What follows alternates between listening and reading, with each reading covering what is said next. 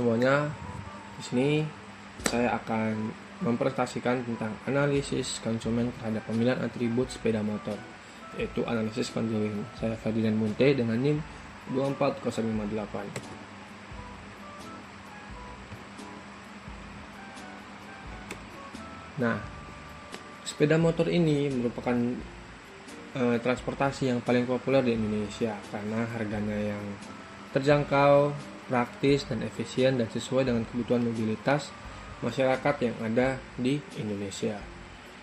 Nah, pertumbuhan sepeda motor ini terus meningkat sejak pertama kali diperkenalkan pada tahun 1893 dengan berbagai merek yang ada sekarang seperti Honda, Yamaha, Suzuki hingga Kawasaki yang menawarkan keunggulan dan kelemahan berbeda-beda. Nah, konsumen biasanya mempertimbangkan faktor daya tahan sebelum membeli. Perkembangan teknologi juga menghadirkan motor listrik atau e-bike yang semakin diminati karena ramah lingkungan. Nah, rumusan masalah pada analisis kali ini ada 3, yaitu atribut apa yang mempengaruhi konsumen dalam memilih produk yang ditawarkan. Lalu, yang kedua, bagaimana tingkat kepentingan masing-masing atribut produk dalam terhadap keputusan pembelian dari konsumen. Dan yang terakhir, kombinasi atribut apa dan level seperti apa yang menjadi pilihan yang paling disukai konsumen dalam membeli produknya. Lalu tinjauan pustaka.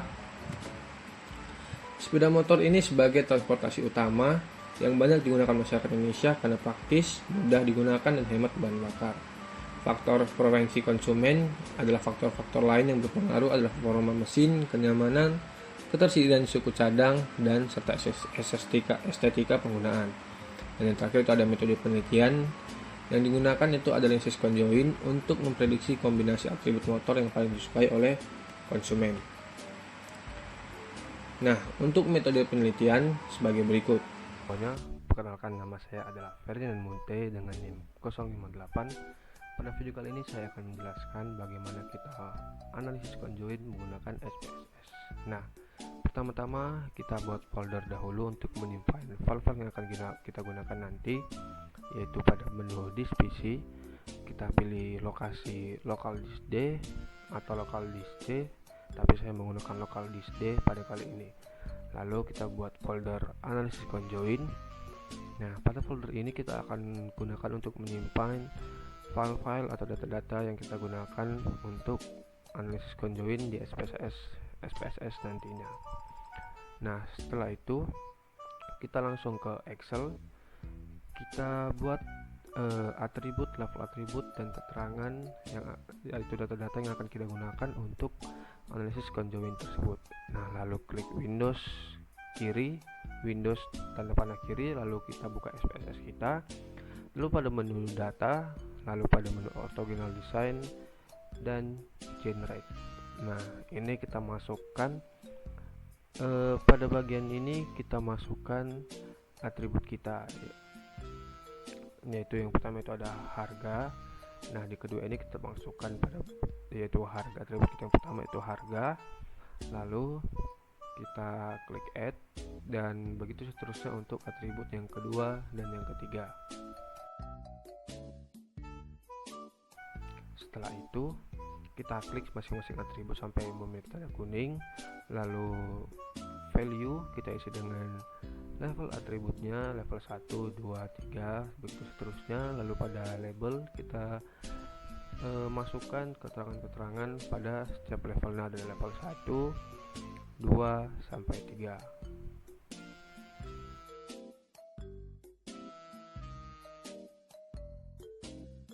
Lalu setelah selesai kita klik continue dan kita lanjutkan dengan atribut-atribut selanjutnya, yaitu ada konsumsi bahan bakar dan desain atau model. Kita lanjutkan semuanya dengan cara-cara yang sama.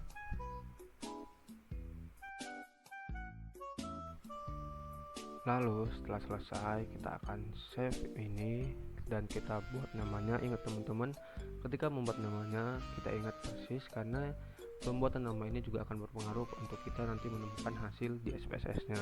Lalu kita buat filenya, simpan filenya pada folder yang telah kita buat pertama kali tadi yang di lokasi lokal disk D, yaitu pada folder analisis conjoin.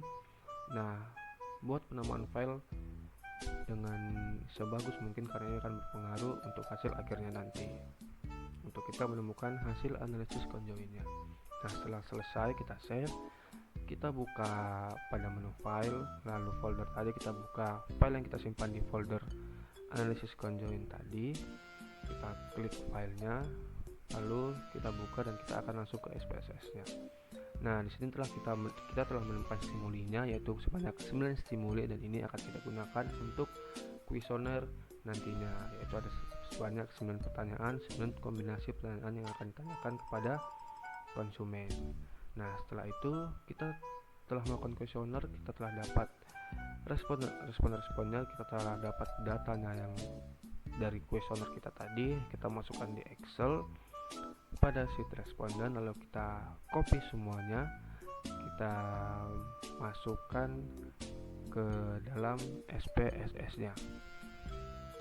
Nah, setelah datanya masuk pada SPSS, kita masuk kepada bagian variable view, dan pada bagian measure-nya, pada bagian responden kita ubah menjadi nominal, dan pada bagian P1 sampai P9 kita ubah menjadi scale. Nah, setelah ini kita masuk pada bagian yang sedikit membutuhkan ketelitian, yaitu pada sintaks. Nah, jadi teman-teman, sintaks ini adalah bahasa pemrograman yang kita gunakan untuk menjalankan prosedur analisis data yang kita gunakan dalam SPS tadi. Nah, saya sudah membuat sintaksnya. Jadi sintaks ini kita buat persis dengan nama file yang kita simpan pada folder kita tadi, seperti stimuli 2 yang saya buat dan data analisis conjoin yang saya buat. Nah, kita masukkan sintaks pada menu sintaks pada SPSS-nya. Nah, setelah itu kita klik run dan kita klik all. Nah, jadi kita akan menghasilkan data-data analisis conjoin dari data-data yang kita gunakan tadi.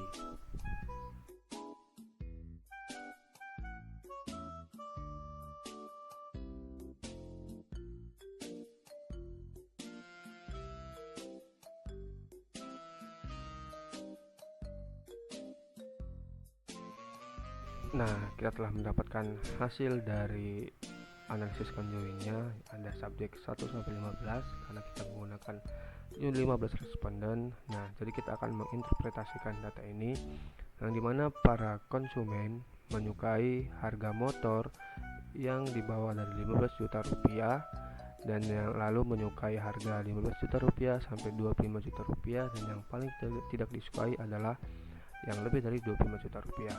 Nah, cara kita menginterpretasikan data ini adalah kita lihat pada utility estimate-nya teman-teman, yang dimana nilai yang paling tinggi adalah nilai yang paling disukai oleh konsumen. Lalu pada important values, nah important values ini adalah hal yang paling penting, hal yang paling diperhatikan oleh konsumen, yaitu ada harga, konsumen, dan desain. Lalu pada correlation, nah kita lihat pada nilai signifikannya. Jika nilai signifikannya lebih kecil dari 0,05, maka penelitian ini signifikan. Bisa kita lihat pada percent error dan Kendall Stowe yang masing-masing di bawah 0,05. Nah, selanjutnya begitu cara kita menginterpretasikan data tersebut, di mana kita melihat utility estimate yang nilainya paling tinggi, dan important values juga kita lihat nilai yang paling tinggi, dan juga kita lihat nilai signifikannya, yaitu yang harus di bawah 0,05, yang artinya itu signifikan. Begitu seterusnya sampai pada subjek yang terakhir.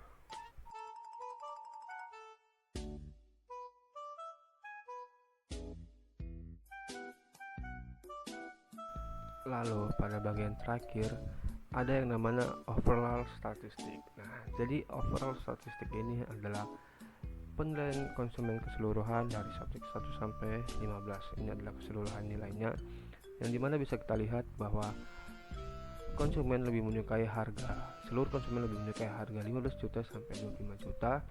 Lalu yang harga kurang dari 15 juta, dan yang paling tidak disukai adalah harga yang lebih dari 25 juta, yang dimana lebih menyukai konsumsi bahan bakar yang kurang dari 35 km per liternya, lalu disusul dengan 35 sampai 45 km per liternya, dan yang paling tidak disukai adalah yang lebih dari 45 km per liter dalam konsumsi bahan bakar. Nah, yang artinya para konsumen ini lebih menyukai motor yang untuk konsumsi bahan bakarnya digunakan untuk sehari-hari dan tidak digunakan untuk perjalanan yang sangat jauh. Nah, pada bagian desain, para konsumen ini lebih menyukai desain yang klasik lalu elegan, dan yang paling tidak disukai adalah desain yang sporty. Nah, important values yang paling diperhatikan konsumen adalah desainnya, lalu harga dan konsumsi bahan bakar, dan kita bisa lihat nilai correlationnya di bawah 0,05 yang artinya signifikan untuk penelitian kali ini. Nah, lanjut bab keempat, yaitu analisis dan pembahasan.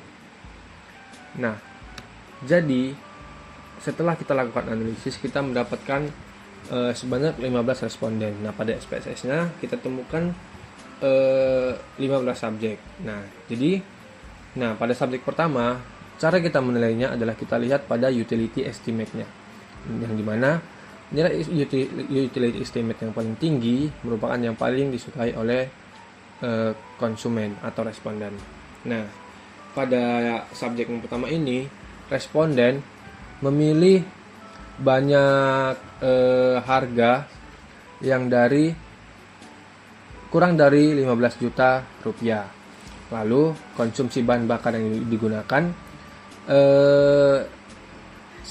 banyak responden memilih utility estimate-nya yang bernilai 0,222, yang mana mengartikan banyak responden yang memilih kurang dari 30 km per liternya. Lalu pada desainnya, banyak responden yang memilih desain yang klasik. Kita bisa lihat di nilai utility estimate setiap atributnya. Nah, lalu important values ini. Nah, important values adalah nilai yang paling disukai responden atau yang paling dilihat responden dalam memilih sebuah produk. Nah, pada important values ini nilai paling tinggi adalah harga. Nah, jadi harga ini merupakan hal yang paling diperhatikan atau hal yang paling penting oleh produsen untuk membeli sebuah produk atau membeli sebuah sepeda motor tersebut. Lalu ada correlations. Nah, pada correlations ini kita ada percent error dan Kendall-Stahl. Nah, di sini kita lihat nilai signifikansinya. Nah, pada percent error dan Kendall-Stahl ini terdapat nilai signifikansi 0,000 dan 0,005, yang dimana 0,000 dan 0,005 ini lebih kecil daripada 0,05, yang artinya penelitian ini signifikan sehingga penelitian ini dapat diteliti dengan baik dan dapat diteruskan. Nah, pada SPSS juga terdapat nilai overall statistik. Nah, nilai overall statistik ini adalah nilai keseluruhan dari respondennya, yang dimana kita lihat juga dari nilai utility estimate-nya, dari harga dari gabungan seluruh responden, banyak responden yang memilih harga di antara 15 juta rupiah sampai dengan 25 juta rupiah dengan konsumsi bahan bakar kurang lebih dari 35 km per liternya dan desain yang klasik. Lalu dari keseluruhan responden, yang paling dilihat atau yang paling dipentingkan adalah desainnya, lalu diikuti dengan harga dan konsumsi bahan bakar yang paling tidak penting. Dan pada nilai correlationsnya kita bisa lihat nilai signifikansi dari percent error dan Kendall-Stahl, yang dimana kurang dari 0,05, yang artinya penelitian ini signifikan. Nah, jadi kesimpulan dari analisis ini adalah didapatkan bahwa atribut-atribut dapat mempengaruhi referensi responden dalam memilih untuk membeli sebuah produk seperti harga, bahan bakar, dan desain. Responden juga memilih produk yang akan dibeli sesuai dengan kepentingan respondennya sendiri yang akan digunakan, dan pada hasil analisis konjoin ini juga ditemukan bahwa responden banyak yang memilih desain, lalu harga, dan diikuti konsumsi bahan bakar yang akan digunakan. Jadi, sekian presentasi dari saya Ferdinand. Terima kasih.